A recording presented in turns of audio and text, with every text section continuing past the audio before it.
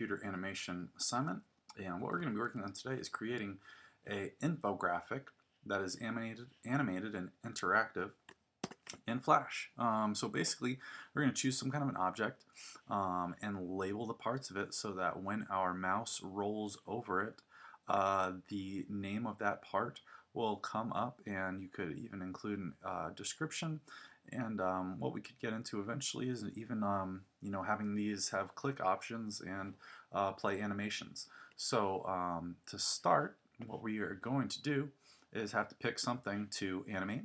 So in this instance, I've chosen a guitar. I'll start this over fresh with a new document. And mainly the main option that we're going to kind of be utilizing here is the ability to create buttons in Flash. So first, I've already started a search for my image. I'm going to go ahead and take this guitar image because it looks like a good angle on it. I'll go back to Flash and paste it in. I'll wait for it. And there it is. So I'm going to resize this a little bit and shrink it down so that it will fit inside my stage. Rotate it at a little bit of an angle here. All right. So that's pretty good. Fills a pretty good portion of the stage. Still leaves a little space open to add my descriptions. What I will do with this image, and you can either draw your own image or we can use the bitmap tracing option in Flash. I think a good number to go with is about 50 and the area as 8 pixels. So we'll say OK, give that a shot, and here we go. So now I have kind of a simplified image in Flash of this guitar, and I'm going to click on the white areas and delete those. So clicking on both those white spaces and deleting them, just checking by clicking on the keyframe here that there are 2 more spaces that I want to delete. I'm going to hold shift and click on this other space and delete both of those, and it still looks like there's a little bit left over that is kind of like a gray tone. I'm just going to zoom in really close and click on this and delete it. And now I believe I have the background clear. So what I can start to do now is I'll go ahead and label this layer. Always a good idea. I'll label it guitar. We're going to start taking and turning parts of this image into buttons. Very similar to the way that we create graphics. We can also have an option to create buttons. So what I'm going to utilize is the lasso tool. I'm going to take that lasso and go right around the part of the guitar that I want to start with. Right here I'm going to start with these the tuners here, and so I've selected that area. I'm going to go to F8, press F8 on my keyboard and choose the button option. Okay, and I'm going to call this tuners. I'll say OK, and I will leave that at that for right now. What I'm going to go ahead and do is do that with a few parts of this guitar here. Next one that maybe I will do is the fretboard. So utilizing my lasso tool, I don't have to get too neat on this section because this is just white space, and then I'll try and get as close as I can here to the edge for this bottom part. And then again here I can kind of get loose with it and then go back to start.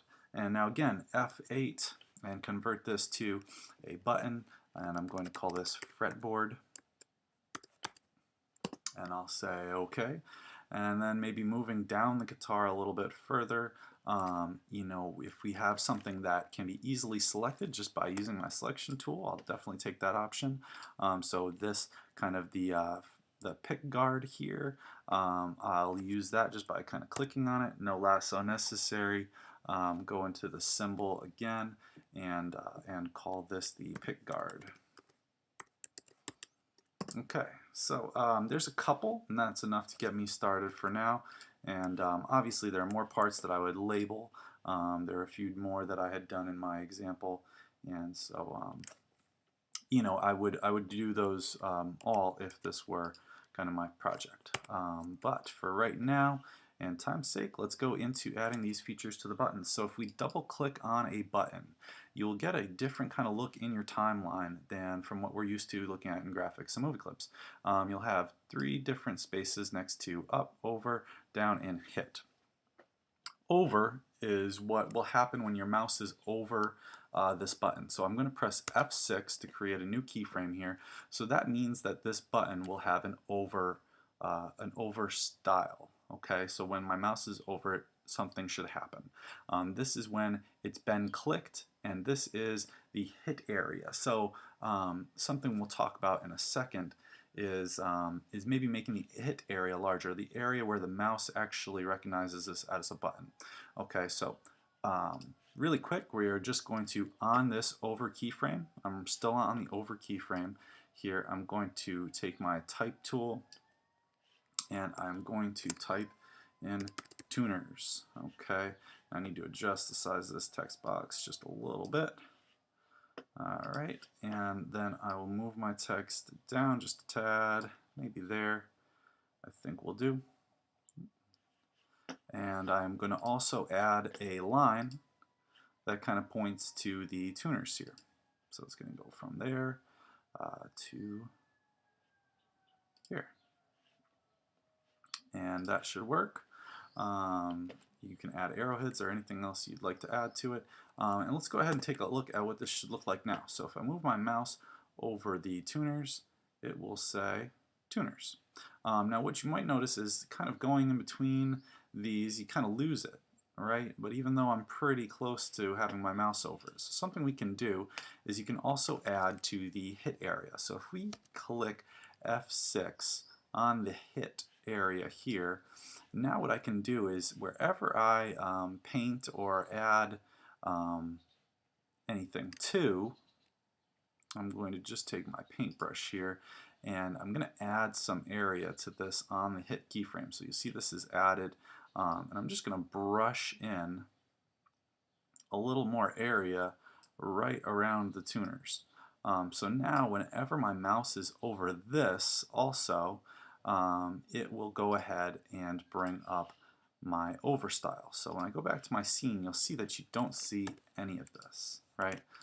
Overstyle and the hit area are not visible. But now when I go back to this, the tuners title stays up a little bit more smoothly than if I only had these little areas just to put my mouse over. Okay, so that can be kind of useful when we're doing buttons in smaller areas. Okay, so going ahead, we're going to go back to doing a couple more examples.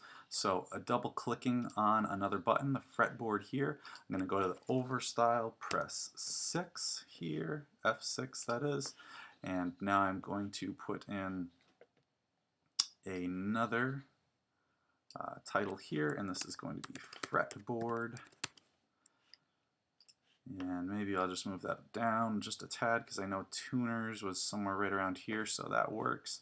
The other thing I'm going to do is add a pen line that goes from here to here, and that should do it. And the hit area I don't think I need to do anything with because this one is fairly large, so it shouldn't really need it. And I'll do one last one just for the heck of it here. We'll double click again, go to the overstyle, we'll add an F6, and as you'll see my timeline is still on that over.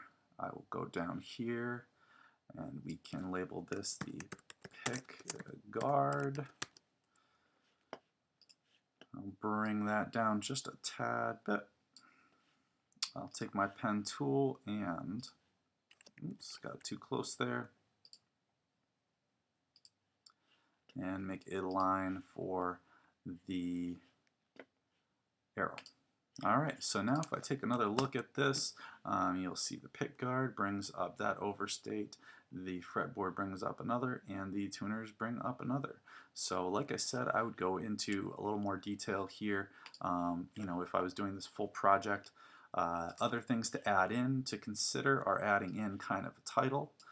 So I can label this parts of an acoustic guitar. I might just drop that down a little bit and move this into place. That seems pretty good. And the other thing that I may want to do is make a background layer. All right, so you can give this a simple background.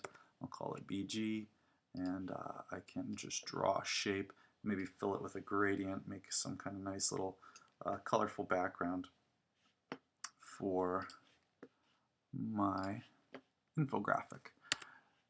I'm just going to make this a little bit bigger. I know the color is the same as the text right there, so I'm going to go ahead and go linear to add a linear gradient to this.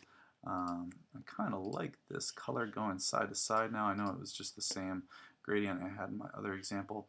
You see a couple little spots here that you may want to delete if you're still looking at this on a colored background now. So now that looks much cleaner. We'll give it another one last preview to kind of see how things are. So I may want to change the color of the text a little bit, change the background because the text gets a little hard to see when we're over here. Okay, so that is pretty much the gist of it, an intro to creating buttons in Flash and creating an infographic. So I hope you have lots of love and be creative with it.